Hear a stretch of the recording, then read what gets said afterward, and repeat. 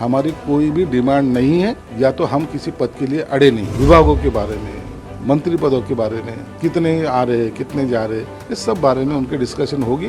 और एक दिन के बाद, आज नहीं लेकिन और एक दिन के बाद इसकी अनाउंसमेंट भी की जाएगी, या तो जो मंत्री पद के लिए शपथ ले रहे उनको बुलाया भी जाएगा। देश के लोगों को कंफ्यूजन में नहीं रखना है। जिसने मतदान किया है उसको ये कॉन्फिडेंस होना चाहिए कि यस, मैंने सही जगह पे सही आदमी को वोट किया है। देखिए, शिंदे साहब ने प्रेस लेके सब दुनिया के सामने बता दिया है।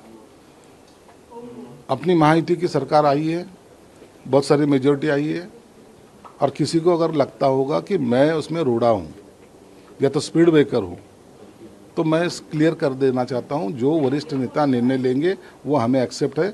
हमारी कोई भी डिमांड नहीं है, या तो हम किसी पद के लिए अड़े नहीं हैं। इतनी बात स्पष्ट करने के बावजूद उनके ऊपर आरोप लगाना ठीक नहीं है। उनकी राय उन्होंने स्पष्ट की। अब वरिष्ठ जो भी नेता निर्णय लेंगे उसको हमारा समर्थन रहेगा, इसलिए हमारे युति में कोई अनबन नहीं है। अब नेताओं ने निर्णय कब लेना है, इसके लिए हम उनको फोर्स नहीं कर सकते। उनका आदेश जो भी आएगा वो हमें एक्सेप्ट रहेगा। नेताओं के निर्णय के बाद क्या एकनाथ शिंदे अपना निर्णय लेंगे, कौन सा पद लेना है, क्या लेना है? वो तो निर्णय लेना ही पड़ेगा। वो पक्ष के प्रमुख है, उनको कौन सा पद लेना है वो उसके बारे में डिसीजन लेंगे। किस किस को मंत्रिमंडल में लाना है उसके बारे में निर्णय लेना है। पार्टी की अपनी क्या विचारधारा रहेगी उसके बारे में डिसीजन लेना है। तो ये सब लेने का पावर्स उनको है, और हमने सबने उनको गठ नेता बोल के चुना है। तो आप इसलिए उनको उस सब बातें का एक तो टेंशन भी रहता है, और वो बातों का डिसीजन लेते वक्त ये सब बातों को सोचना भी पड़ता है। क्या आज महायुति की मीटिंग होगी, क्या लग रहा है? मेरे ख्याल से तो आज होना चाहिए, क्योंकि वक्त अभी कम है। शिंदे साहब आज कल ठाना आए हैं, आज वर्षा पे आएंगे, और ये सब वरिष्ठ नेताओं की, शिंदे साहब है, फडणवीस साहब है, अजित दादा है, इनकी बैठक जरूर होगी, ऐसा मेरा अंदाज है। और बैठक के बाद ये जो कन्फ्यूजन है विभागों के बारे में, मंत्री पदों के बारे में, कितने आ रहे कितने जा रहे, इस सब बारे में उनके डिस्कशन होगी।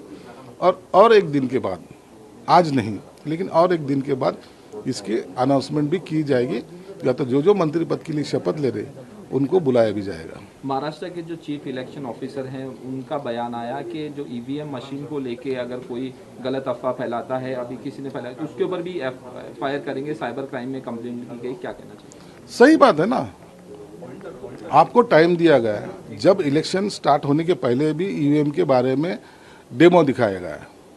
आज भी इलेक्शन कमीशन कह रहा है कि 3 तारीख शायद कल, जिसको डाउट है उन्होंने आके हमको ये प्रूव करके देना चाहिए। उनको भी उन्होंने कॉल किया, लेकिन उसके बारे में जो गलत सलत बातें जो हो रही है, इलेक्शन कमिश्नर के ऊपर आरोप लगाए जा रहे हैं, या तो वो ईवीएम मशीन पे बताया जा रहा है कि इसमें फ्रॉड पना होता है, चीट होता है, ये होता है, तो ये बात गलत है।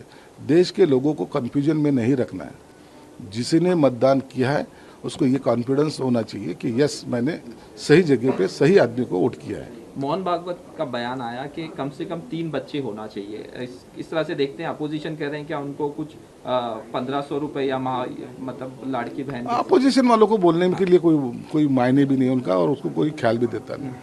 अब एक बात देख लीजिए कि चाइना एक कंट्री ऐसी थी कि जो लोक संख्या में 1 नंबर थी। कुछ दिनों के बाद उन्होंने जब लोक संख्या रोकने की कोशिश की, तो आज ऐसी पोजीशन है, फिर उसको बढ़ावा देने के लिए उन्होंने कुछ ऐसी चीज़ें लोगों के सामने लाई। भाई, अब लोक संख्या बढ़नी चाहिए, तुम ऐसा करेंगे तो तुमको ये फैसिलिटी देगी। क्यों हो रहा है ये सब? क्योंकि अगर प्रजनन कम हो जाता है तो कुछ दिन के बाद जो छोटी मोटी जो जातियाँ समीकरण जो है वो नष्ट हो जाएगी। आपने देखा होगा, इस देश में पारसी लोग की एक जमात थी, उनका प्रजनन कम रहा, रेट देखा जाए तो कम हो गया, आज वो नष्ट हो गए। देश में आपने को देखने को भी नहीं मिलता। तो ऐसा समाज नष्ट नहीं होना चाहिए, इसलिए उन्होंने सोच समझ के ये राय रखी है, और मुझे लगता है वो कोई गलत नहीं, हमारा उनको समर्थन रहेगा।